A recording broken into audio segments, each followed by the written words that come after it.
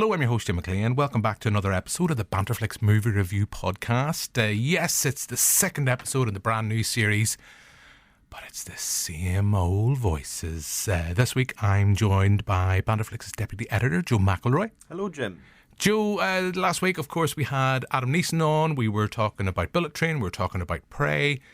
Have you got round to seeing Bullet Train yet? Do you still refuse to believe that that film actually exists, or it's just a product of The Matrix? Well, I can't go see it when it's not a real film. It's just like a glorified SNL sketch. It's not a real film. It is real, and I think you would enjoy it. And listeners, if you haven't heard what Adam and I thought, I would strongly recommend going back and listening to that podcast. It was a lot of fun. It was great to be back in a studio where we are now. We're not recording over Zoom. And I was just saying to you before we started this recording, Joe, I can't remember the last time that physically together we would have actually sat and recorded an episode of the podcast. I know we've done quite a few over Zoom during the pandemic, The Northman being the last. But does anything come to mind for you? Well, I'm just trying to think what was out around probably January, February 2020, but even then I'm drawing a blank. Joe, I struggle to remember last week. Exactly. That's the thing. So you're asking me to go back over 2 years ago. What you're pretty much saying is a long time ago in a galaxy far, far away. Well, we did do that last Star Wars Yes, film. we definitely did that. We did The Rise of Skywalker, but we won't talk about that. No. Could have been 1917, or was that the year before that? I don't know. As I say, I struggle to remember last Exactly. week. But look, before we get into the show, before we get into some movie news, how are you, good sir? Anything else kind of going on with you that you want to talk about and tell our listeners? Because that's what they're really here for. Yes, everyone wants to know about my life, my wonderful life. No, nothing really. Just enjoying this hot weather as much as you can enjoy it before you start melting. You melt. You turn into the guy from RoboCop. Yeah, like funny enough, Terminator 2 was on last Saturday, and when he melts, when he gets exposed in liquid nitrogen, I was like, yep, that's how everyone in this country feels today. Would you not just love to be covered in liquid nitrogen right now, just to be that cold? Well, not really. I'm not a T-1000. I don't have the capability of putting myself back together after being shattered. But just think for at least kind of seconds before death, you would just be, oh, I'm so cold. Not really. Maybe like a bag of ice. I wouldn't go as far as liquid nitrogen. Yeah, but Joe, a bag of ice in your kind of lap area gets a bit damp and moist. Just with liquid nitrogen, it's instant cooling. You know what? I'll give you a halfway point. How about an ice bath for a few seconds, just enough to cool you down, and then settle in for the day of hot summer or whatever. Okay, well, luckily for us, the studio we're in now is air conditioned, so it's not too hot. And I think with that, we shall move on and get stuck into some movie news.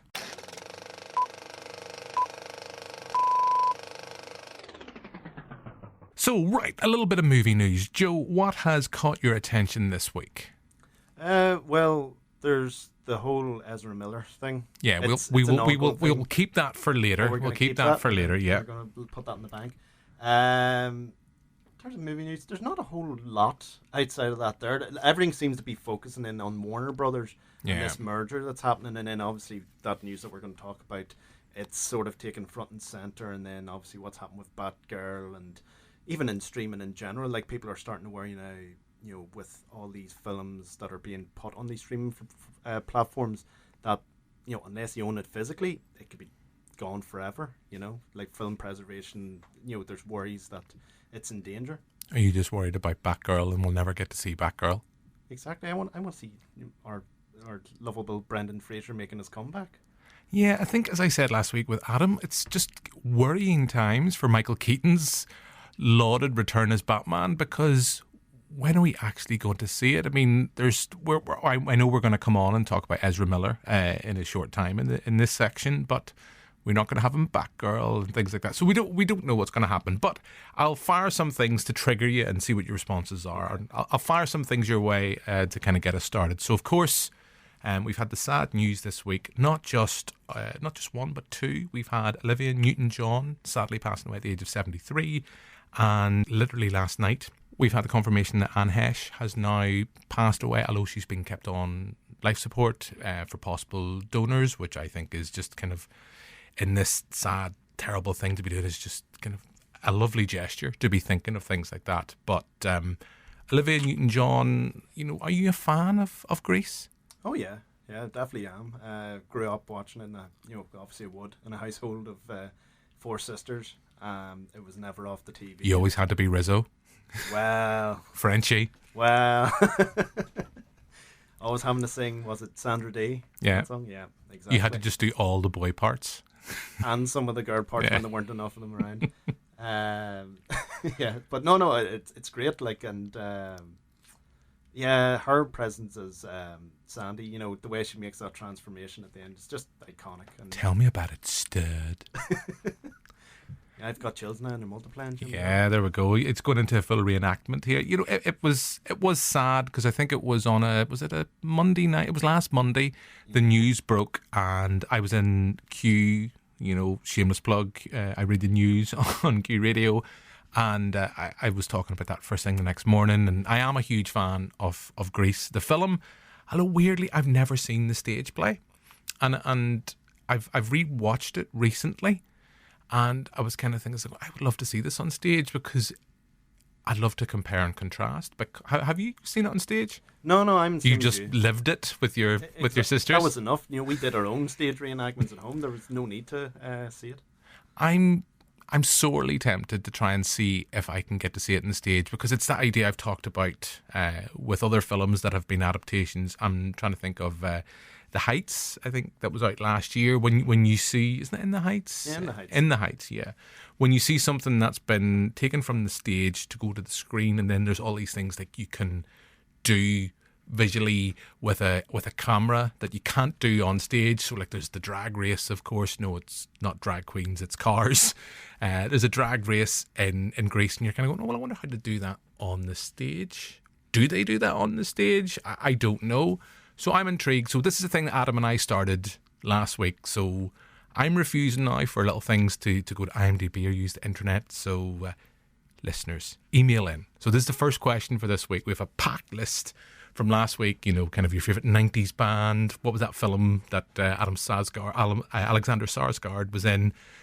Listen to last week's pod. You'll know. But that's my first thing. So have you ever seen the stage play of Grease? And if so, how did it differ from the film? So yes, so there's my first one, and feel free, Joe, you can ask some. You might want to just ask some general life questions.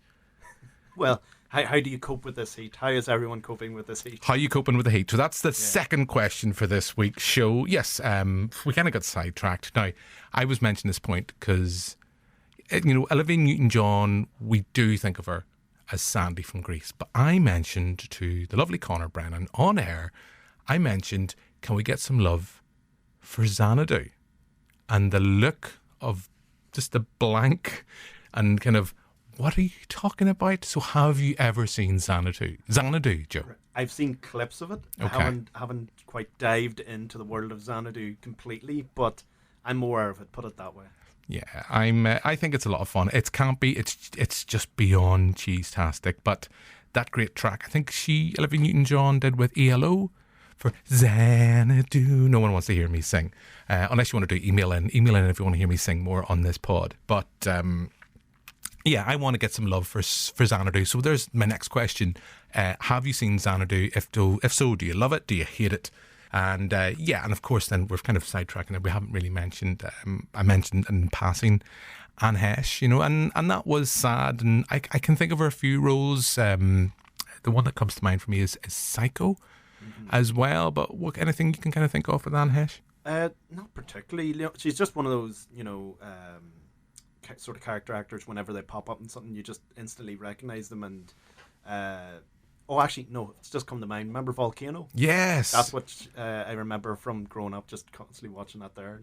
What's that? The East Coast is toast, or West Coast is toast? Yeah, it was the big city one compared to Dante's Peak out in, which just ran out of money. Yeah, pretty much. That ended by crashing. Yeah, it had Tammy, it had Tommy Lee Jones, another one had Pierce Brosnan, and yeah, it just ran out of money. Yeah, no, but which of those two films did you prefer?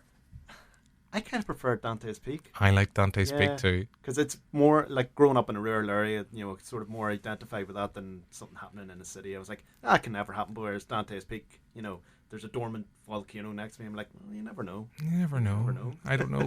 You know what could be going on, but it also had a sacrificial granny as well. The stupidest sacrificial granny, literally 10 feet from the shore. Just get in the boat, granny. It's like, no, son, Just you go on. You live your best life. Like, just get in. Well, she did hate Linda Hamilton, so it's like, I just fed up with you.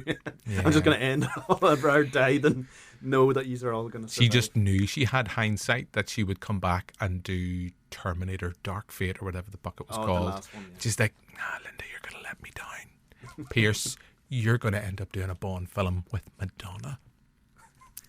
I can't live to see these things. Okay. Yes. So, look, there's another bit of movie news I'm going to give you. I literally just saw before we started to record. You're going to be really excited because I know you like your kung fu movies. Oh yeah. And you're a big fan of that genre. We have done. We have had a kung fu movie club. We're just putting it on ice a little bit. How much would be great to be sitting on ice right now? Oh yes, as I said, it would be a damn patch. But Kung Fu Panda 4 has been confirmed, Joe, and it's going to happen. It's going to be released. I think it's next year. I should look at my phone for this, but I won't.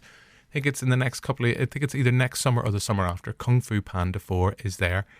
I didn't even know there was a Kung Fu Panda 3. I heard there was like a series of it now on Netflix, Mm-hmm. but nothing beyond that there. I didn't know how many Kung Fu Pandas there were, to be honest with I you. knew there was definitely one. Yeah. I was aware of the sequel. I didn't know there was a third one.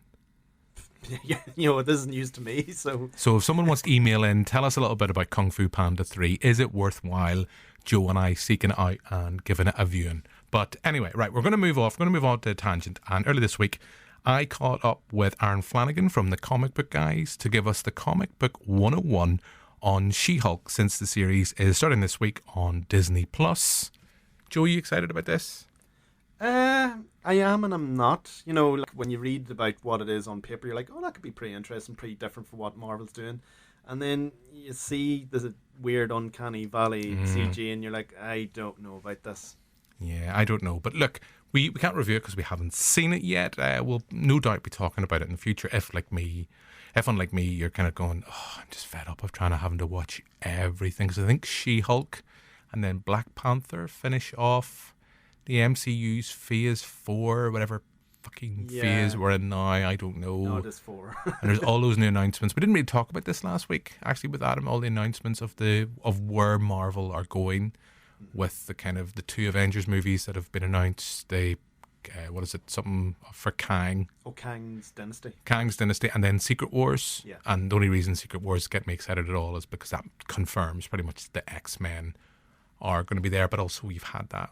I know it's a bit of a spoiler, but there is the kind of, they're now starting to bring the mutants in to the MCU more. We see it hinted a wee bit with WandaVision, where it's revealed that Wanda maybe had her powers at the very start, and they were just kind of that the whatever stone thing it was, that thing, email in whatever that thing was called, and that just enhanced her powers. And then if you have been watching Miss Marvel, I've never watched any of it yet. I've always been intended, but I just like, I don't know, maybe not tonight. I thought it was, I'll say this, first couple of episodes I thought were a lot of fun and I enjoyed it. It was a bit like the kind of Spider-Man Homecoming kind of vibes, kind of moving to a younger audience.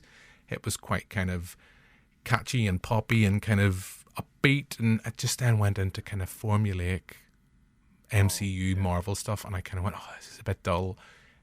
This would have probably been better as a 2-hour movie. But anyway, we're allowing ourselves to I'm allowing myself to go down a tangent. So yes, as I mentioned earlier on, I got a chance to catch up with Aaron Flanagan from the Comic Book Guys, who's going to give us the Comic Book 101 on everything we need to know about She-Hulk.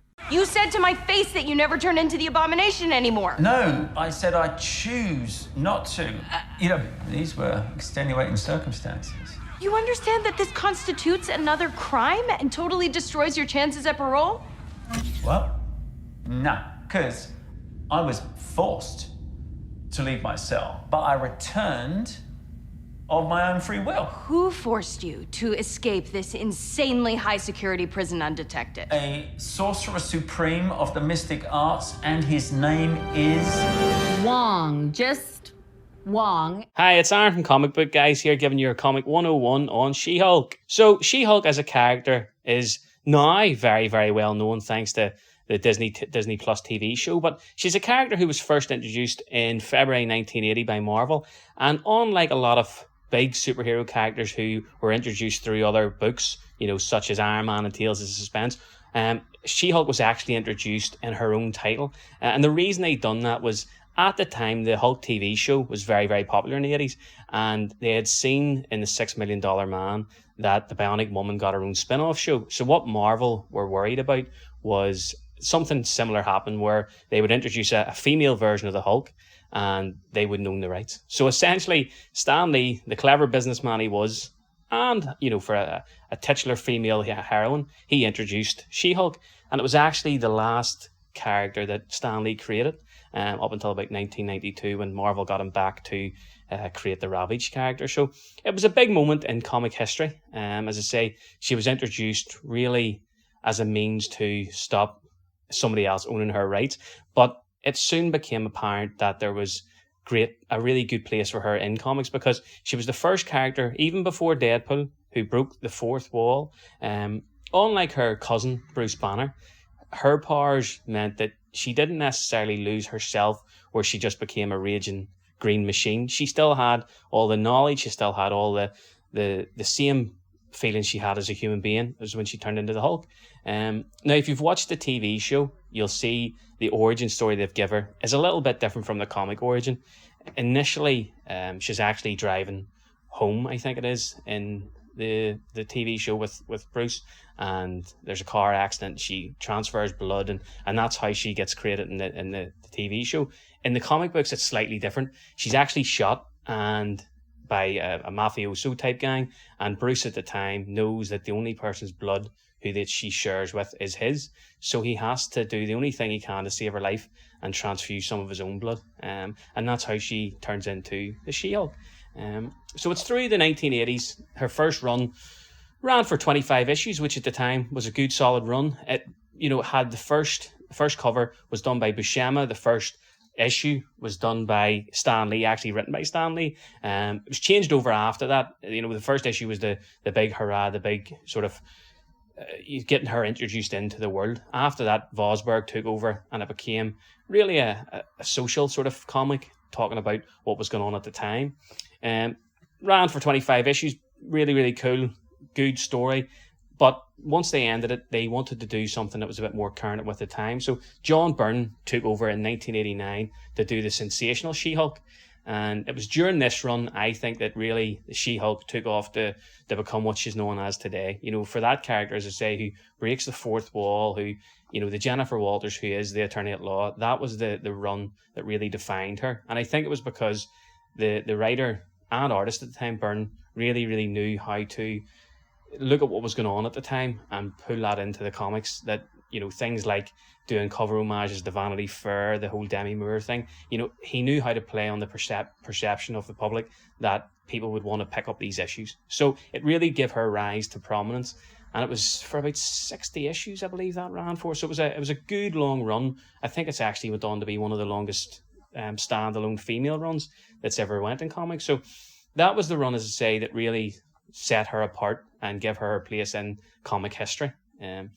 After that, she did get a couple of different sort of smaller runs again, but she disappeared for a while, and she only ever appeared in teams like the Avengers. She appeared in Fantastic Four. She sort of took a sort of a back seat in some of those roles, but it was in 2000s that they really, really wanted to bring her back, and Dan Slott took over writing. Now, Dan Slott's most well known for writing Spider-Man. He took over doing She-Hulk for about 20 odd issues, and that run, as I say, really, it brought She-Hulk back. There was events after that, a Civil War, that, as I say, she appeared in lots of different things, but that was the role that cemented her again for a good 20 odd issues. And then Peter David took over, and Peter David is known as the writer of Hulk related characters. He's done some of the best stories of Future Imperfect and obviously the main Hulk line. So they brought him in to sort of steady the ship after where it was going with Dan Slott's role. After that, as I say, even right up to today, She-Hulk hasn't had lots of runs beyond that. She had a short run in sort of mid-2000s where it was more, I think it was a 5 or 6 issue run. They didn't really do much with it. She actually got killed off in Civil War 2, but they brought her back recently there. And the current run that she's doing is by a writer called Rainbow Rowell, and it's been fantastic. It's really brought the character back to what she was in the beginning. You know, it's brought her back to the funny side, the breaking the fourth wall side, but also it's taken you really into the idea that she is an attorney, and it's her fighting with herself, as the Hulks do, trying to be an attorney as well as balance the superhero life. It's been fantastic so far. It's been a great short run, you know, but it's one that if you're looking to jump onto the She-Hulk, that's the one to jump into. If you're enjoying the TV show, it's again something that's very similar in tone, and it would really, really be a nice place to get you started with the She-Hulk. So that's Aaron talking about She-Hulk, and as I said, like I'm going to give it a go. As I say, I'm a bit overwhelmed by all the stuff that's coming now in terms of Disney. And we haven't mentioned this as well, Joe. You know, Disney have now overtaken Netflix for subscribers. I don't know if had you heard this? No, it's news to me. So earlier this week it was reported that Disney have overtaken what I've just said, that they have overtaken Netflix in the number of subscribers. And I think that's pretty mental in this short space of time. What's that, like 3-4 years that Disney Plus has been going? Actually, from what I remember, in America it's just the end of 2019, because I remember it started here around April time of the pandemic. That's they had the decency to launch Disney Plus, I think the day after lockdown started here, because I remember it's like, whoop, we're locked down and I've got Disney Plus. Exactly. Yeah. And everyone was trawling through the back catalogue of old films from What was the first thing you watched in Disney Plus when you got it? I think I went to Return to Oz, because I was like, I didn't realise this is a Disney thing. I haven't seen this in years. And then I just opened up all old traumatic wounds again with the Wheelers and all that there stuff. Ugh. No, I think I watched DuckTales. Oh, nice. Woo! Just to hear that theme tune, and then within like 2 minutes it was like, this is actually crap. The nephews are really annoying. Scrooge is a bit of an old bastard. I don't really like this anymore. But then we had WandaVision and everything was okay. But yes, so as I mentioned, so Disney have overtaken Netflix for subscribers. So there's a little bit of moving news for you. Now, we mentioned this earlier on. Of course, we're talking about comic book stuff. You've alluded to it. There is a lot of problems, is the best way of putting it, with Ezra Miller and the future of the Flash movie, because they are having, I don't know, what way would you describe it? They seem to be going through a lot of problems and seem to be popping up in kind of situations causing problems. Like I was reading today, let me get my notes in front of me. Notes, people, physical notes. And so this was according to the Rolling Stones. They have reported that Vermont's Child Service Department is attempting to locate a mother and 3 children who have allegedly been residing at Miller's farm in the state. And this is just a string of incidents. They were arrested, I think twice they've been arrested. So apparently, according to this, the studios are coming up with 3 possible options for what they're going to do. And I know Adam and I discussed this very briefly last week. So option 1 apparently is that they will seek professional help, and if that happens, the film will be released as planned. There will be Ezra Miller giving an interview about what's been going on and explaining their erratic behaviour, and then limited press for the film when it's eventually released. Option 2 is that if Miller doesn't reach out for help, Warner's could still release the film with Miller not playing a prominent role in terms of marketing and publicity. And I think that's something that happened with West Side Story with... Aaron Elgort. Anson Elgort. Aaron. I got mixed up. Sorry, it's not Aaron Flanagan. It's not Aaron Flanagan. No, he wasn't in West Side Story. No, well, yeah, he'd love to. I could imagine Aaron Flanagan in West Side Story, but something similar happened there where he was not in any of the press, or very limited press. I think any of the press he was in, it was with Steven Spielberg and other cast members as well. So that's option 2. And then the third option is the third and worst case scenario. If the situation with Miller continues to deteriorate, Warner's could potentially kill the movie outright, and it's like a £200 million feature, and it's seen as an unprecedented move. Of course, we had, was it $90 million for Batgirl, what we mentioned earlier on, that was scrapped. And they've just said because of the fact that Miller plays multiple characters in the film, and he's in almost every scene, they say it wouldn't be possible for Ridley Scott to show up and... Christopher Plummer. I know he's been dead, but...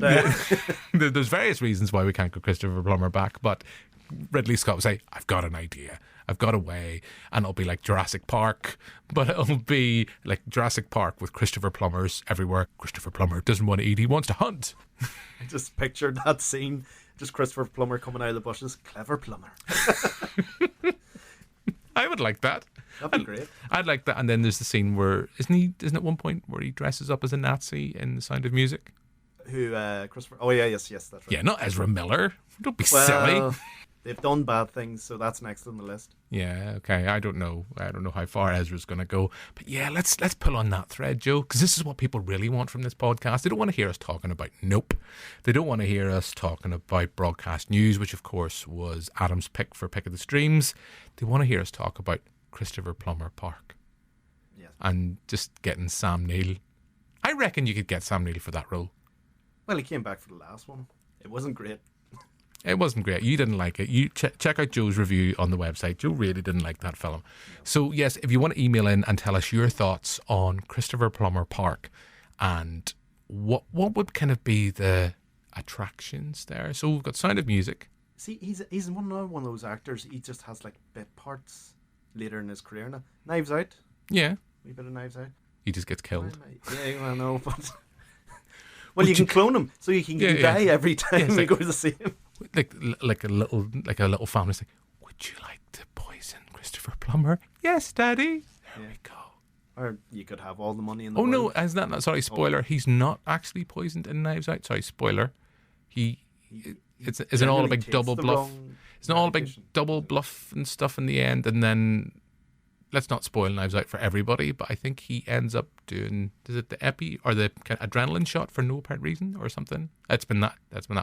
How does Knives Out end? There we go. What happens in Knives Out? That's the next question. There's going to be a lot of questions on this podcast. So Christopher Plummer Park, what would you like to see? What would be the attractions? Sam Neill would definitely be there. You could probably get the Goldblum back. Oh yeah. No, he'll just be there for the crack. He's like, you know what, the guys are coming back, I'll come back again. We had so much fun. He'll slip into someone's DMs. Exactly. The most cringy line. It just makes you shudder. You'd have to get the new ones back. You have to get Chris Pratt, because he's in fucking everything now. No, he's busy with the terminal list. He's like, oh, sorry, I'm shooting this. And doing Mario as well. He's voicing Mario, which nobody's excited about at all. No. But anyway, we've went down a tangent, which is what we do. So yes. So your thoughts? I know Adam talked about this. Adam still is very adamant. Adam was very adamant last week. He doesn't think we'll ever get to see the Flash movie. I think we will, because there's far too much money been invested in so far.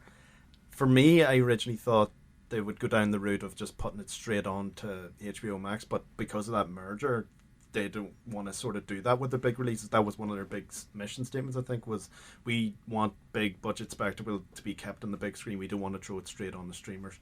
So as it sits now, it's hard to know, because Ezra's got a lot of bad history when it comes to this stuff. Like, even before The Flash was even begun production, there was video footage of him strangling a woman in a store, but then they passed it off as, oh, it was a bit of a prank, this is what we both agreed to before recording, and even that seemed very strange.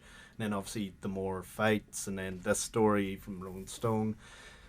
It's probably going to be a case of if they do go ahead, I think they'll go with option 2.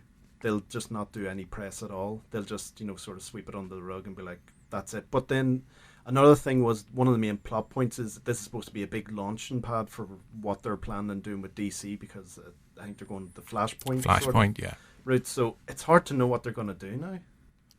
I don't think they know. No?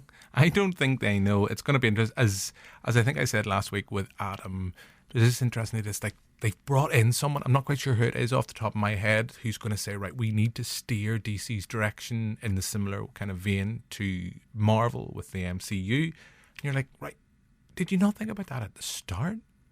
Did they not try that already? And then it didn't work for them because they were so far behind? Yeah, well, I said last week, I think they paid for, I've said this a couple of times, so it's not news. They kind of paid for, with Chris Nolan. Because when you think about the MCU was kind of get going, I think it was Dark Knight and then the Dark Knight Rises and the success of those films, and they kind of said, oh, maybe they can be standalone. And then there was Man of Steel, which kind of hinted at the kind of universe. And then Zack Snyder was like, I've got this, guys, with Justice League and Batman versus Superman. And he didn't. shock. Let me pick you up from the floor there, Joe, as you faint. Yeah, Zack Snyder didn't have it. No. He didn't have the answers, although I'll probably get some emails now. After all the emails I've asked for, like one angry fanboy going, I think you will find that Zack Snyder has given the definitive version of Batman and the definitive version of Superman. No, he didn't, fuckhead. He didn't. Sorry. He had his vision, and it was a shit vision. Yeah, no, I'm not going to say it's a good vision. Yeah. I just say he had his vision and he knew where he was going with it. So fair play to him for having that sort of ambition, but it just didn't work. Yeah, basically Zack Snyder is the equivalent of Father Fenton Stack. He's had his fun, and that's all that matters. Pretty much just drilling holes through Yeah. the comic book lore with his drill. Yeah. Oh, let's do a wonderful version of Joker. Nah, you didn't, mate. Okay, and we'll not even talk about Joker 2. We talked about that at length last week. Right, let's move on. Let's get stuck into our first review for this week, and that is Jordan Peele's Nope. You and I have both seen this. I saw this last night. You have literally just come from a screening of that film. So it's going to be interesting to see what you think. But before we share our thoughts, let's play a clip. What did you see? It was big. How big? Big. What did it look like? I don't know.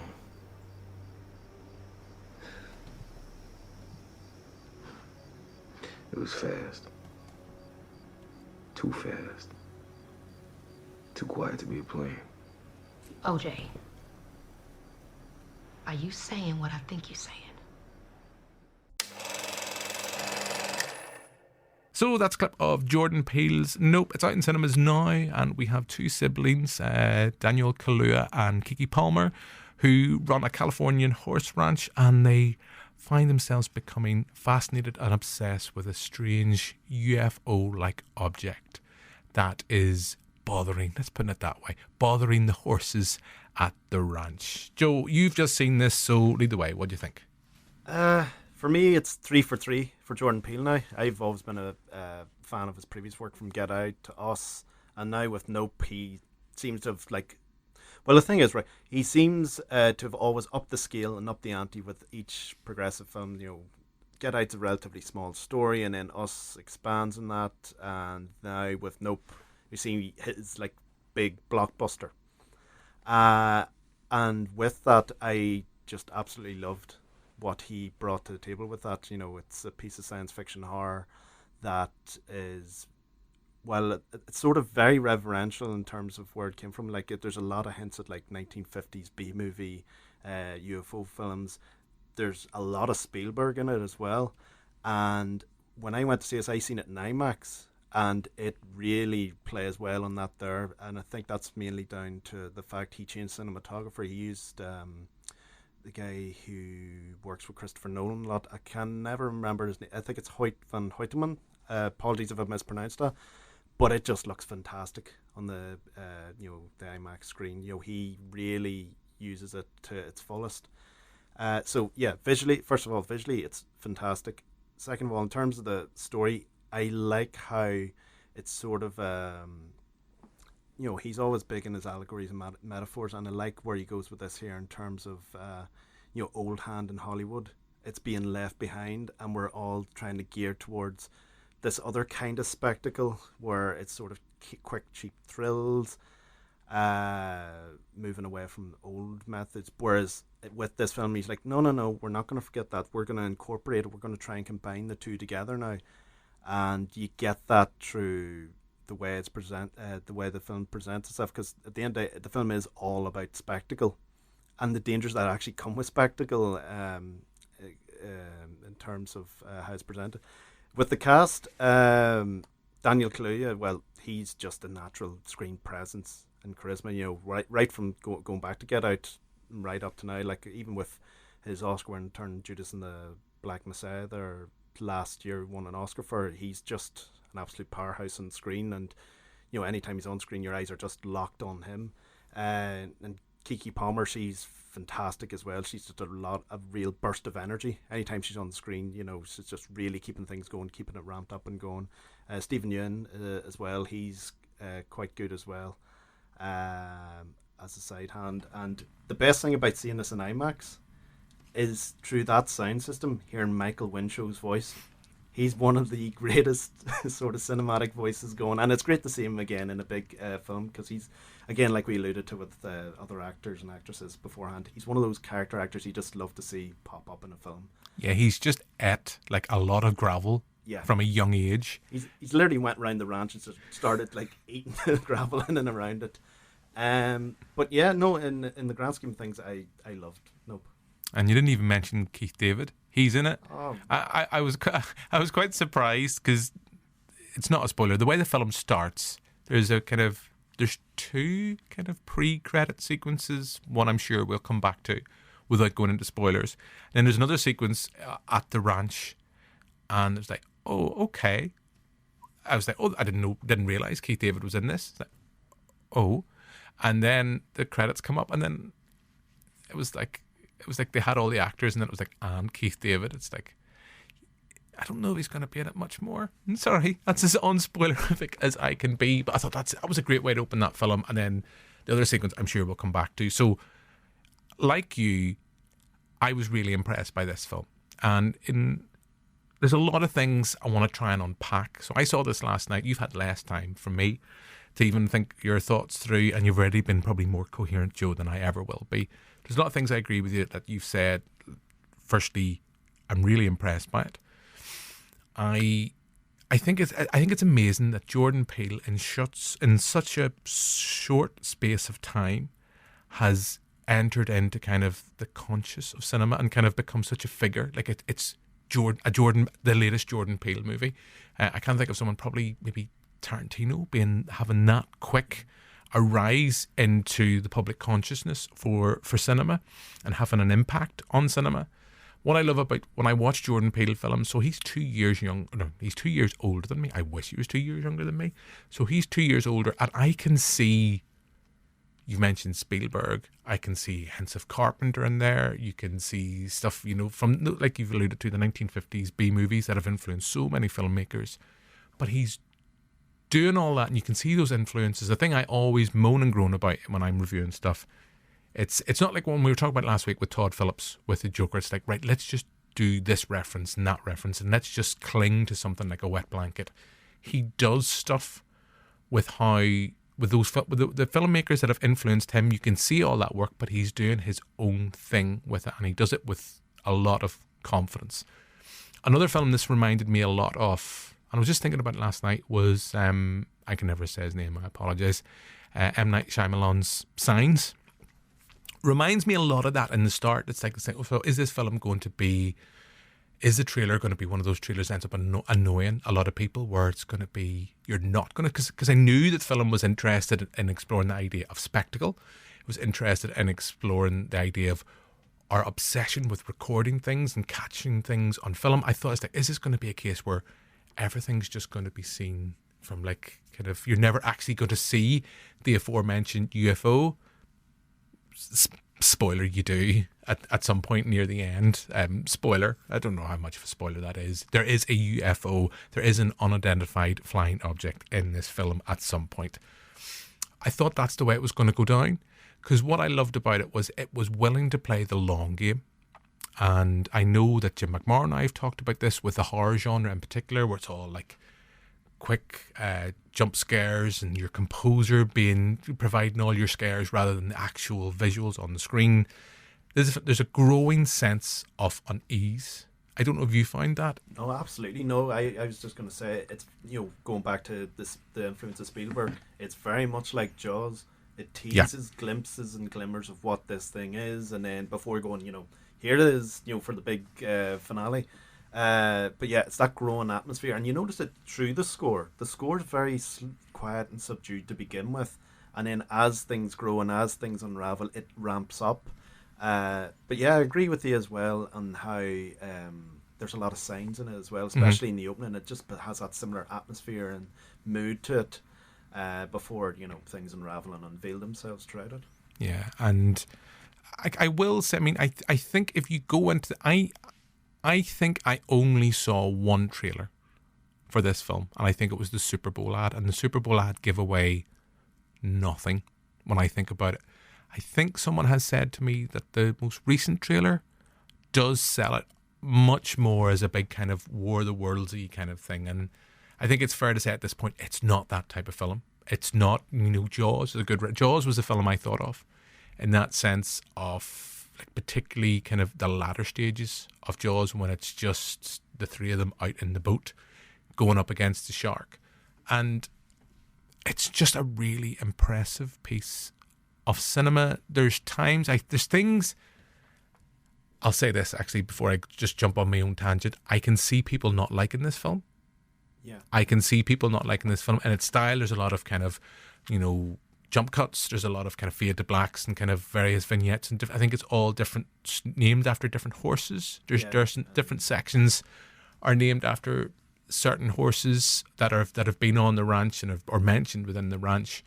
There is a sequence early on, like in stables, where a part of me, I was talking about this with Prey last week, where your heart sunk a little bit and you go, oh no, it's going to be that type of film. And then you go, because there's another thing about Jordan Peele. He knows how to balance horror with humour. He knows how to do that really. I think he is, I think he started out, potentially as a comedian or... Oh, so there's Key and Peele, the sketch show. He has comedy chops. He knows what to do with the gag, and he gets that balance right. There's a great sequence near the end. I know it's verging into spoiler territory with the TMZ guy. Yeah. And I properly belly laughed at that sequence. Then there's another bit as well, because I mentioned in the kind of introduction for this, how many times can they say nope? Well, that's the thing. There's, nope. I think I know one sequence you're on about. It's like the rainy night. Yeah. And it's a bit like Jurassic Park, going back to Spielberg again. He opens the door and looks up. Nope. It's like, nope. Nope. And I want to come back to the two central leads.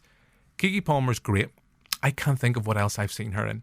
I think she's fab, and she brings all the energy in this. But what I loved about, and I suppose I shouldn't be that surprised, because Daniel Kaluuya, he's such a physical performer. I mean, he can show you everything without telling you anything. And it's that sense, like, I suppose, I'm trying to think of that performance, like the performance in Widows, where he's literally just a physical presence, and he just stands in front of someone and he's terrifying. But he has that gruff demeanour that someone like Robert Redford had, where they could just kind of show you everything but tell you nothing. And I thought it was a very different, it's a very different type of performance from what you got from Get Out. He's playing a very different role. And I'll say this, a lot of people talk about like Idris Elba, and I know that the Broccoli's have said that Bond will be played by a white male actor. Daniel Kaluuya, I think, would make waiting in the wings. I think Daniel Kaluuya would be a great Bond. I'm going to say it here now. Write in, email in, listeners, to see what you think. I think he has that, in that similar vein to Daniel Craig, that ability to just kind of show you stuff without saying. I've said that 3 times. I apologise, but it's the only way I can put it. But he's such a physical performer, in the same way like someone like Tom Hardy is. Yeah. Well, funny you mentioned that there, because I think in the press for this year he was asked, would you want to play Bond? And he said, no, I would love to play a villain though. Yeah, I'd love to see him. But, I'm sort of with you in that there. If he got cast as Bond, I'd be like, that's a good sort of outside choice, and I'd go with that. Yeah, and I know we're going to verge potentially into spoilers, but we'll try to kind of talk around certain things. You mentioned Stephen Yen's character, who of course people will probably most likely know from The Walking Dead. I mean, we have backstory with him, and it's right at the start. We have Gordy, the chimpanzee. There is a section near halfway through the film where it cuts back to that and explaining what happened during there. And at the time, I was like, I don't know if this works. But then when the time you got to the end of the film, I was like, that actually all makes perfect sense. It's kind of how what we tried to do and pose kind of our thoughts and ideas on wild animals. And we put on this logic, the kind of things that everything can be controlled. It's like, not everything can be controlled. That's even teased at the start, where he's with the horse during the ad shoot, and he's trying to tell people, this is us trying to control the horse, and you're not even listening to me. And then when you don't listen, something like that can happen, where the horse kicks a bucket or a light or something like that, and scares everyone in set. Yeah, and I know I'm repeating everything you say, but the visuals, stunning, as you've said. Do you ever get a sense you just know you're going to like a film from an opening shot? Yep. And this is very much one, I think. I mean, yes, we've got this whole stuff there's Gordy, there's the aforementioned event with Brad Keith David, But then I think it's like 6 months later. I don't know if it's an opening shot, but there's a sequence early on, and it's just a house, the ranch in darkness, and there's just a light goes on. And I thought it was quite Hitchcockian and kind of arcing back to Psycho in that sense. We think of the Bates Motel and think of the Bates house. It's like, yeah, the visuals in this are pretty good. And then, of course, I came home and it's like, oh, yeah, it's your guy that Nolan uses all the time for all his films for Interstellar and stuff. Like, yeah, of course, the visuals are going to be good. Yeah. Anything else? Like, I know I've thrown in Gordy there. Gordy. I've mentioned Gordy the chimpanzee. I don't really want to pick up on that. Is there anything you want to talk about without going into spoilerific before we move on to our next film? See, that's the thing. I'm trying to rack my brain for trying to find something that wouldn't be spoilery, but it's sort of already touching the visuals, the score, the acting, as much as the stories we can without going into spoilers. So I don't think there's really too much else to say about it other than, without ruining it. I mean, do you want to even kind of go down and kind of discuss we've both mentioned this idea, our obsession with the spectacle, our obsession with recording things. I mean, it's an interesting theme. I think on face value, it's a much more accessible theme than maybe what we've seen. I think it's a more accessible theme than Us. I think this is a better film than Us. I mean, I like Us, but I came out of it at the time. It didn't scare me. Leo McGuigan will be roaring and shouting. Us didn't scare me, but it got under my skin, so therefore I felt it did the job and it satisfied me. But I think for me, Get Out and Nope are kind of equal. I think my heart still belongs to Get Out, because by the time that film reaches its finale, you go, yeah, this film has worked. It's exactly what that director wanted. I, as a white 30-something male viewer, have had the exact response you wanted me to have from watching this film, which is just fantastic. And you just realise how glad we are that Jordan Peele was convinced to change the ending of Get Out. And reading through a little bit in IMDb, it took a lot of persuading. I'll say afterwards, because, it goes into spoilers. He had to be convinced to change the ending of this film as well, from meetings with studio execs and kind of other producers, I think. And I think there's another writer, credited. I don't know if it's just Jordan Peele off the top of my head, credited on this, but he was convinced to change the ending of the film as well. And I'll talk about that afterwards, because you're looking at me. Yeah, I'm dying to know here, actually. I'm like, what were they going to do instead? Christopher Plummer was going to show up. He was the UFO. Well, I think with blockbusters in general, like, I was sort of feeling this anyway during July. I was like, there's a lot of malaise. It's just, everything's very digital, and, there's not really a lot of weight to it or anything like that, just in terms of visuals, never mind story or anything else, Leo. That's what I mean when I joke about Bullet Train. This doesn't look like a real film. It just looks like a sound stage with like a treadmill running I think you've got to see it, Joe. Well, I know I joke. I probably will see it at some point, but whereas this feels like something with a lot of weight, a lot of heft. It does use CGI, but it's one of those cases where the CGI is complementing what's happening on and it's screen. Also used sparingly. Exactly. Yeah, it's used in all the right places and in all the right ways. And because you get a sense, and I know I'm cutting across you. No, you're right. But you get a sense that there was always going to be the potential, if, and I don't know, maybe I would doubt it. I doubt this greatly. You'd need Jordan Peele to ask if he didn't feel the special effects were there, he could have probably come back to that point I made at the start. You feel like he could have cut around this film and not showed you the monster, not showed you the UFO, without, in a similar way to Spielberg. We go back to Jaws, where basically Jaws works and the tension works because you don't see the shark. Why do we not see the shark? Because it was the great white turd. That's how Spielberg addressed it. As it fucked up. It wouldn't work in salt water. They couldn't get it as anywhere near as much as they wanted. And Spielberg then, as a filmmaker, had to be inventive and use, for instance, the barrels. Never have 3 yellow barrels terrified me more in a film. Still to this day, if there's 3 yellow barrels in the sea, it's like, oh, fuck that. Fuck that. Nope.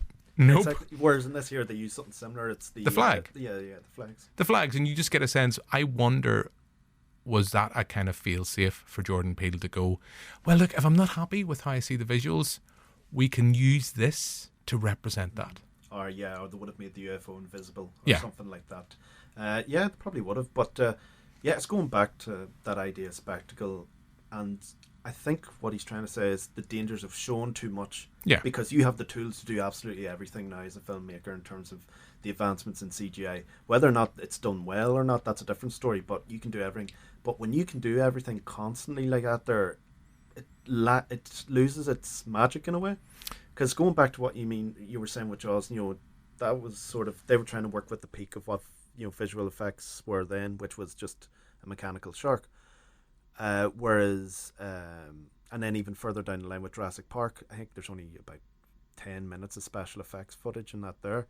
So he's trying to like bring things back to that with Nope, and that's why he's trying to say that's why it's important we get back to these sorts of ways of filmmaking to make these things more impactful rather than just something we can do constantly. See, the two things I took from the film was A, you don't fuck with chimpanzees. Yeah. You don't burst balloons around chimpanzees, right? Just don't go near them. Just yeah. Don't try to put them in sitcoms. No. Right. That's definitely the life lesson I learned from that film.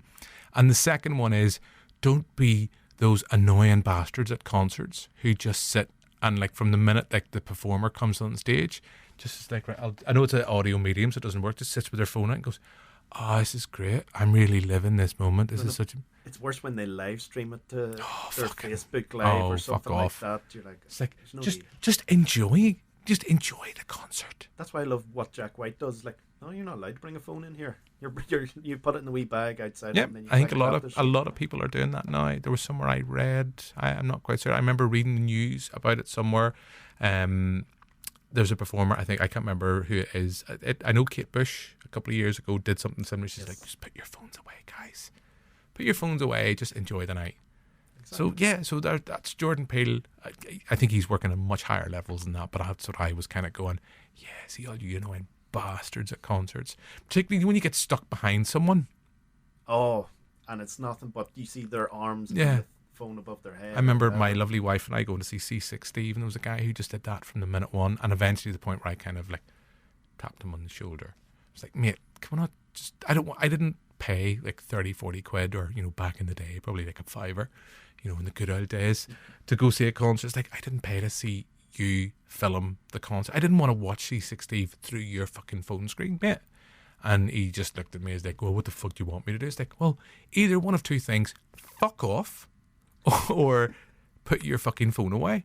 It's like I'm sorry, I'm not being flippant, and I know I'm saying, unless you have dementia or you've got Guy Pearce disease from Memento, where you can't remember 3 seconds beyond, you're probably going to remember that fucking concert for a lot longer than looking at your video screen. But you know what the funny thing is about when I love how we went down this tangent. No, but it has to be said. We have to vent here, Jim. Whenever people do record these things, do they ever watch them again? No, they put on their Facebook to go, look at how wonderful it was. For the clout. It's all about clout. Yeah. All about likes. And this is kind of coming back to Nope, because this is kind of what that is about, this obsession. And I don't want to talk around it, but there's this obsession, particularly by the two siblings, to get the Oprah shot. Yes. And they're obsessed with this idea. Well, Keke Palmer's character more so. Like, I think Daniel Kaluuya's character, he just wants to just be on the ranch and just look after horses. Well, that's like, I think, well, her idea feeds into his, because with her idea, it's like, we can make a lot of money off this. It's like, okay, well then maybe I can use that money to help save this ranch.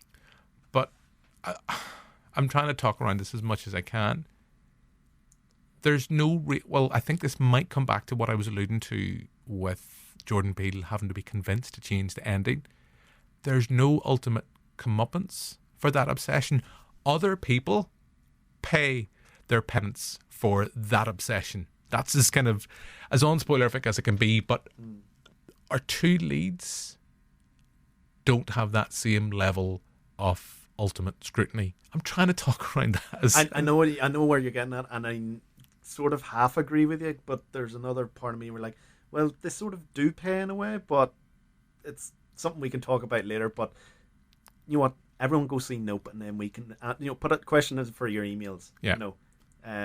We're asking you a question now. Okay. Go see Nope, and tell us what you think of the ending. And have you ever met a chimpanzee? That's another question for this week's show. Have you ever met a chimpanzee, and how's that experience for you? Yeah. How was Belfast Zoo? How was Belfast Zoo? Because I think the oldest chimp at Belfast Zoo just celebrated her 50th or something birthday. I should know, I read this on air. But yeah, so have you ever had an encounter with a chimpanzee? Joe, this is how we're going to end each section now on the show for Nope. Is it any good, mate? It is very good. There we go. So that's a thumbs up from Joe. Well, it's not a thumbs up because that's Roger Ebert and Gene Siskel's kind of thing. It's a recommendation from Joe, and I'm going to say, is it good, mate? Yeah, it's fucking pretty damn good. So that's our thoughts on Nope. Let's move on to this week's Pick of the Streams, which Adam Neeson picked last week. It's broadcast news. It's on Disney Plus now. It's James L. Brooks' feature. And before Joe and I share our thoughts on the film, let's play a clip. In the summer of 1981, 2 Libyan jets suddenly attacked 2 American F-14s flying a routine training mission over the Gulf of Sidra. Today they got Gaddafi claimed then, as he does now, that the Gulf is part of Libya's territorial waters, a view not shared by other nations, including the U.S. After a brief dogfight, both Libyan jets were down by the American fighters. The name is Nathan Benchley. Nathan Benchley is at the Pentagon. So, That's great. Commander, it must have been a bit tougher today, shooting down the MiG-21. The one you got was an Su-22. What's it like at the moment of confrontation? What's it like to be in a real dogfight? Okay, after this guy, we'll go for a wrap-up. You'll have about 10 seconds. So that's a clip of broadcast news. Joe, had you seen this film before? No, I'd never seen it before. I'd just heard of it. Yeah, I had seen this film a while ago, and then when Adam mentioned it last week, I did get it confused with another film starring Christopher Reeves, which was out around the same time, which is much more of a straight-up kind of rom-com. And then within like 5 minutes, it's like, oh yeah, Christopher Reeves isn't in this, but William Hurt is, and Albert L. Brooks is, and the rather fantastic Holly Hunter is in this as well.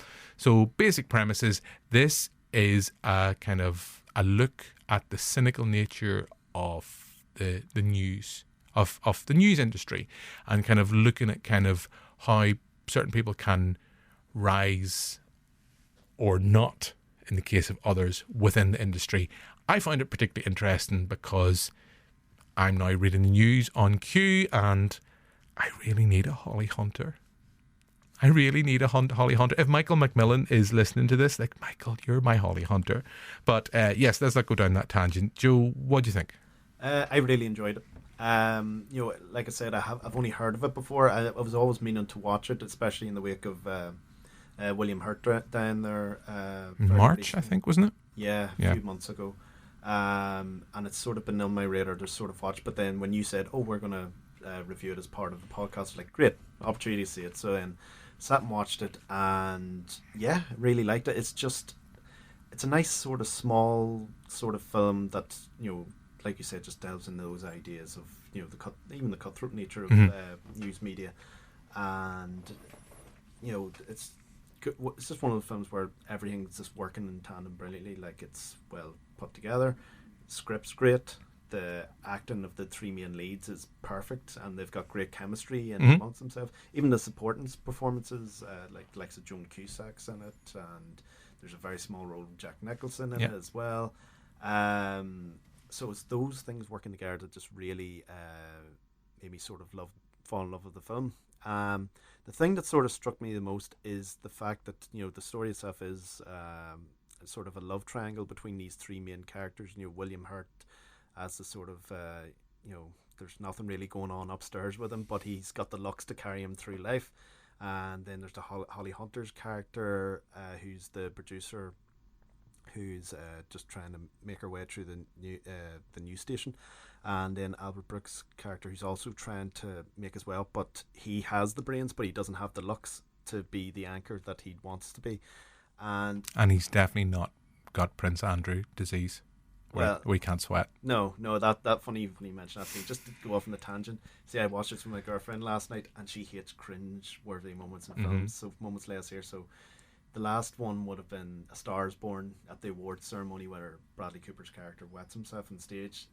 But with this here, when he started sweating, she just went, "Is he? Oh no! Oh no! No! No! No! No!"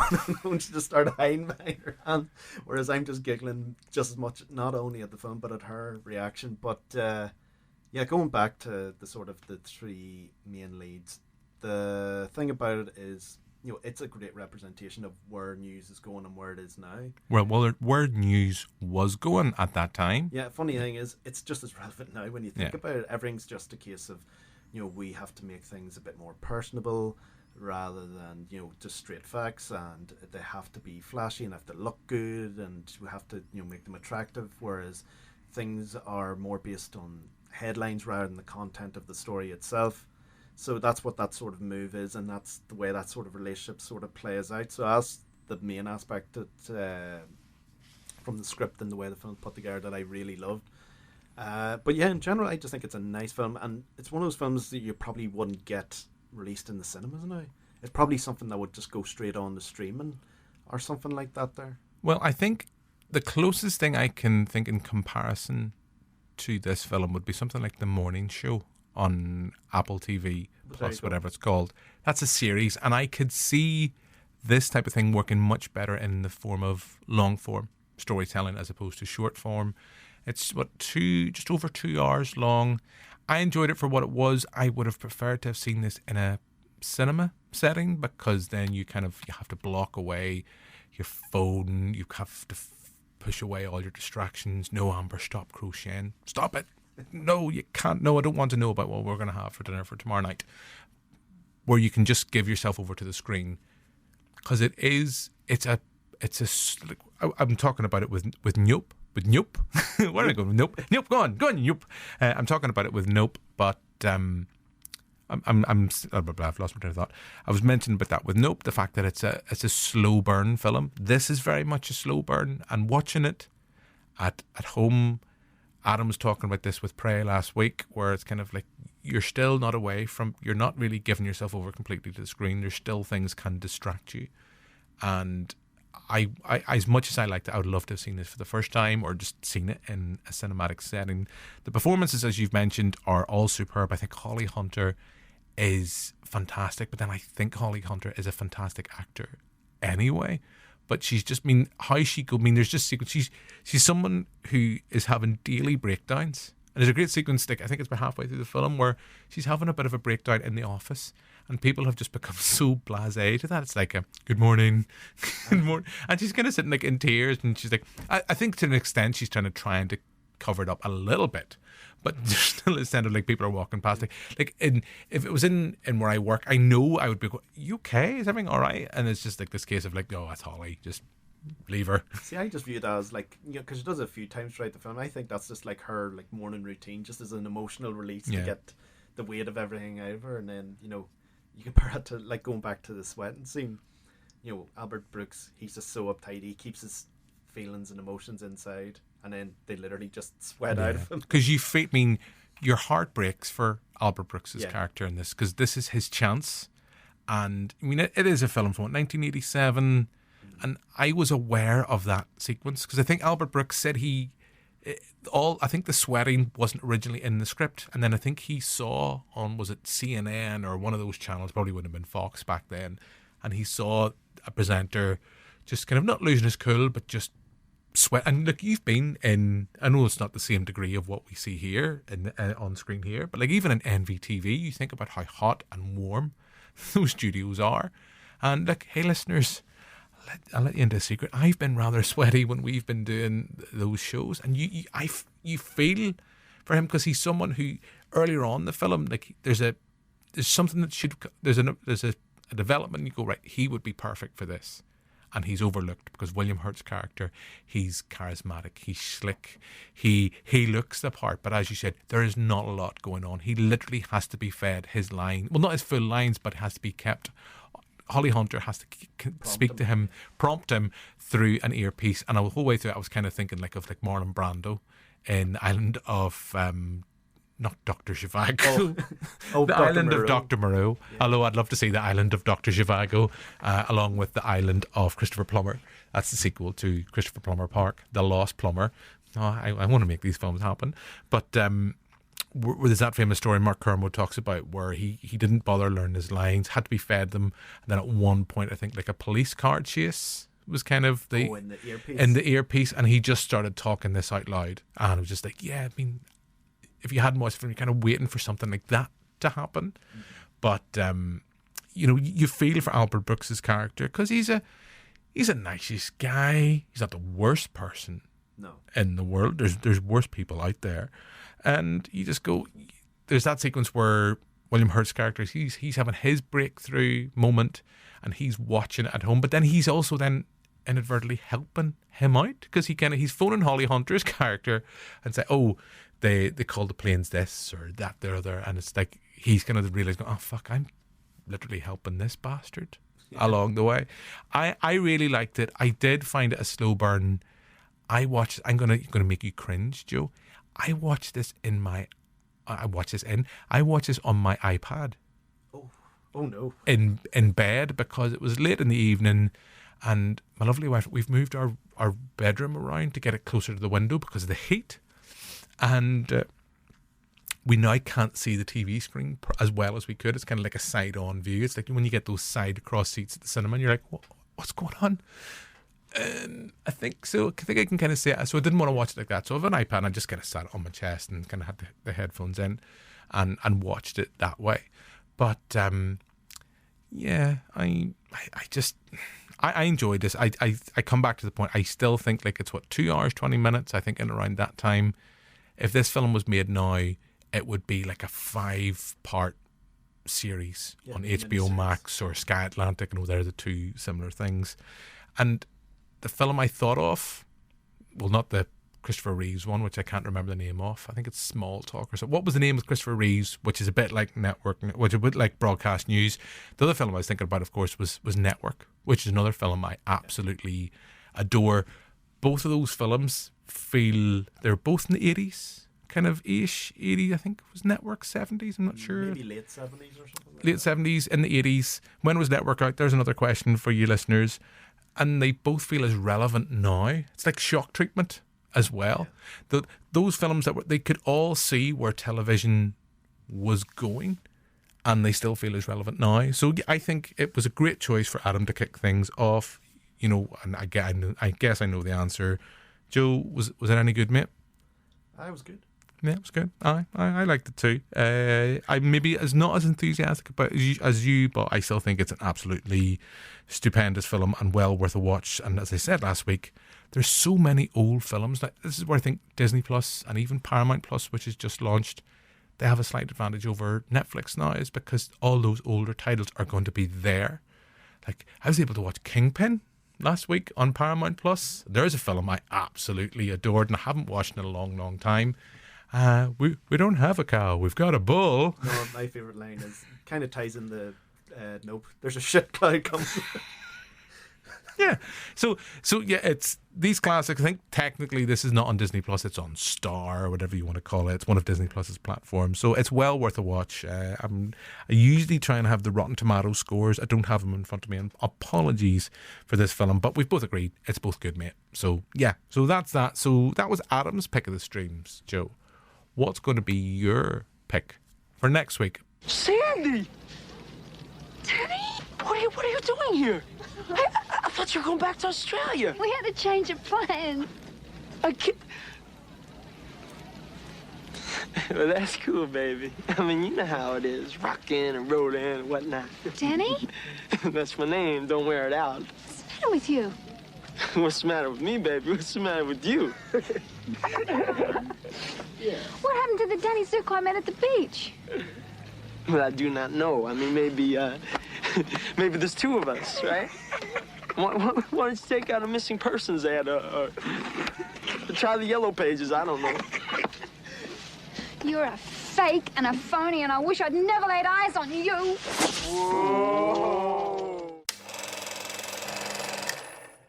So that's a clip of Joe's pick, and this is always the awkward bit because I don't know what film you have chosen. Joe, what have you picked and why? Well, I think in the wake of Olivia Newton-John's sudden passing there, I decided to go with Grease. You can't really, it's Grease. It's one of those films, like I said earlier in the show, growing up with it, it actually made me appreciate and like musicals. Like, it wasn't really old-style musicals like sort of Gene Kelly stuff like that. It was Grease. Do you have a favourite song that you like to perform with your sisters? Well, tell me about it, Stud. No. Well, maybe Sandra Day. That makes more sense. Yeah, just mocking poor Sandy.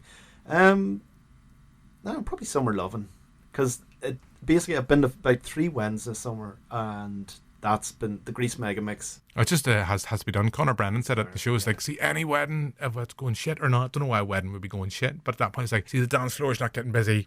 Grease Mega Mix, boom. That's it. Like as soon as Grease Lightning started, yeah. Groom came on the dance floor. They all start doing the moves. Grease that in, go Grease that in. Yeah, the hand moving up to the right. Yeah, going mad, loving life. Wouldn't you hate to go to that mechanics?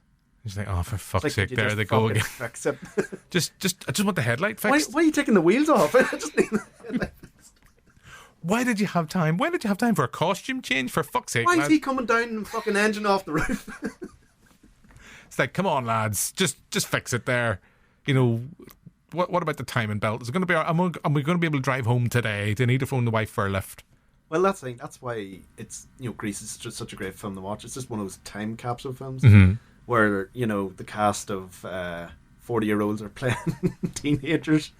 Because there's one of the fellas, you're easily early 50s by the looks of it. It's I can't remember his name, but no, it's fun in that way, just to look back on even, and just like we've just been poking fun at that song, but we do it from a place of love. Yeah. It's one of those things, and that's part of the charm of Grease.